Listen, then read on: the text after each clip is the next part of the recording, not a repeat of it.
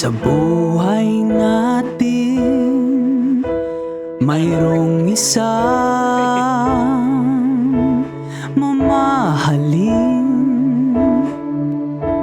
sasambahin. Sa buhay natin, mayroong isang May boses niya, narinig ko siya kumanta. bukod kang sa lahat at iibigin ng tapat. May bang makikilala at sa unang pagkikita may tunay na pag-ibig na madarama. Hindi po to recorded. Bakit ba hindi ka nakilala nang ako'y malaya pa?